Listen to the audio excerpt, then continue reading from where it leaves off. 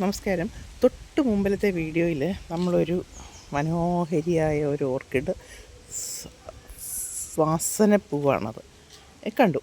ഇനിയും അത് ഇന്നലെ വിരിഞ്ഞ് കഴിഞ്ഞിട്ട് ഇന്നത്തെ അതിൻ്റെ ഒരു അവസ്ഥ ഒന്ന് നോക്കണേ, കാണിച്ചു തരാവേ.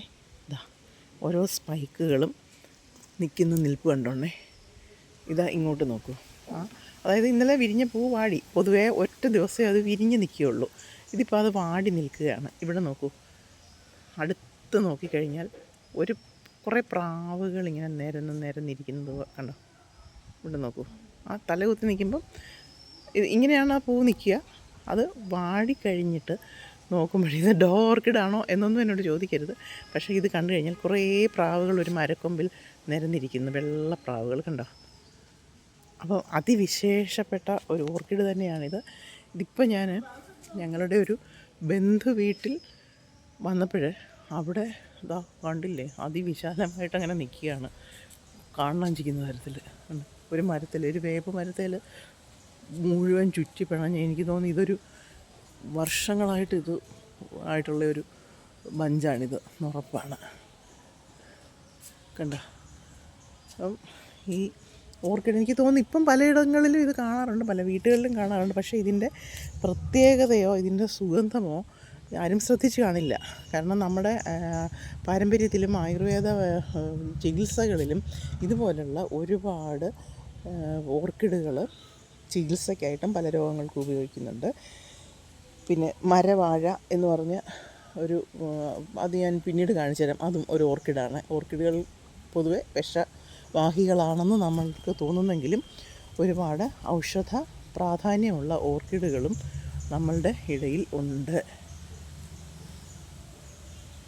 ഇതാ കണ്ടോളൂ. ഇവിടെ ഈ മരത്തെ മാത്രമല്ല, ഇപ്പുറത്തും ഉണ്ട്. ഇപ്പുറത്ത് മറ്റൊരു മരത്തിലും ഉണ്ട്. ഒരു പഴയ തറവാടാണിത്. അതിൻ്റെ തൊഴുത്താണ് കാണുന്നത്. ഈ മരത്തിൽ അത് തന്നെ കിടക്കുന്നു. അത് വളരെ പഴയ, ഒരുപാട് വർഷം പഴക്കമുള്ള ഒരു ബഞ്ചാണ് ഈ കാണുന്നത്. ഈ തറവാട് കൂടി നിന്ന് കണ്ടോളൂ. വർഷങ്ങളുടെ പഴക്കമുള്ള ഒരു തറവാട്ട് വീടാണിത്. ഈ തറവാട് വീട് നിൽക്കുന്ന പറമ്പ് തന്നെയുണ്ട്, 7 ഏക്കറിലധികം.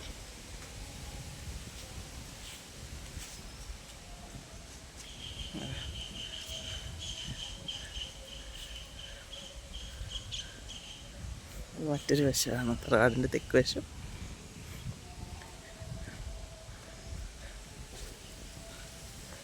ഇതാണ് ഒരു ഊഞ്ഞാലൊക്കെ, വലിയൊരു പുളിമരമാണ് നിൽക്കുന്നത്.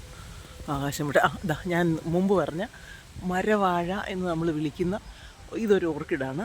ഇത് കിഡ്നി സ്റ്റോണിന് ഉപയോഗിക്കുന്ന ഒരു ഓർക്കിഡാണ്. ഇതിൻ്റെ ഇല ഒറ്റമൂലിയായിട്ട് ഉപയോഗിക്കാറുണ്ട്. ഇതാ ഇങ്ങോട്ട് നോക്കുന്നുണ്ട്, ഈ പുളിമരത്തിൽ ഈ തൂങ്ങിക്കിടക്കുന്ന മരവാഴ നിങ്ങൾ പലപ്പോഴും പല മരങ്ങളിലും കണ്ടു കാണും.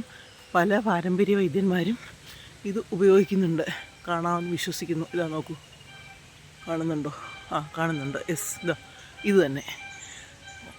വലിയ വലിപ്പമുള്ള മരമായതുകൊണ്ട് എൻ്റെ ശബ്ദം അങ്ങോട്ട് എത്തുന്നോ അല്ലെങ്കിൽ ഫോക്കസ് ആകുന്നുണ്ടോ, നിങ്ങൾക്ക് കാണാൻ പറ്റുന്നുണ്ടോ എന്നറിയില്ല.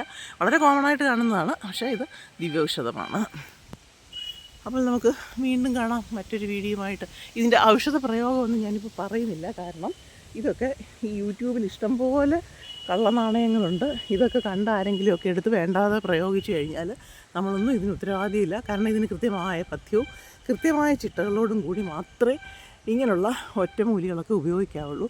അല്ലെങ്കിൽ ഈ വൈദ്യന്മാർക്ക് അല്ലെങ്കിലേ നല്ല പേരുദോഷമാണ്, ആയുർവേദത്തിനും പേരുദോഷമുണ്ട്. ഇപ്പോൾ കൃത്യമായ രീതിയിൽ അത് ഉപയോഗിച്ചില്ലെങ്കിൽ അത് വിപരീത ഫലം ചെയ്യും എന്നുള്ളതുകൊണ്ട് ഇത് നമുക്ക് കൃത്യമായ രീതിയിൽ ഏതെങ്കിലും നല്ല വൈദ്യന്മാരെ കണ്ട് ചോദിച്ചു കഴിഞ്ഞാൽ അവർ ഇത് കൃത്യമായിട്ട് പറഞ്ഞു തരും, അറിവുള്ളവർ.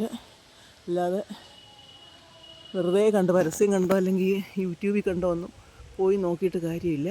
ഇതാണ് ആ ഓർക്കിഡ്, മരവാഴ എന്ന് വിളിക്കപ്പെടുന്ന ഓർക്കിഡ്. ഓക്കെ, അപ്പോൾ നമുക്ക് വീണ്ടും കാണാം. വേറെ ഇതുപോലെ ചില അത്ഭുത സസ്യങ്ങളുമായിട്ട് നമുക്ക് വീണ്ടും കാണാം.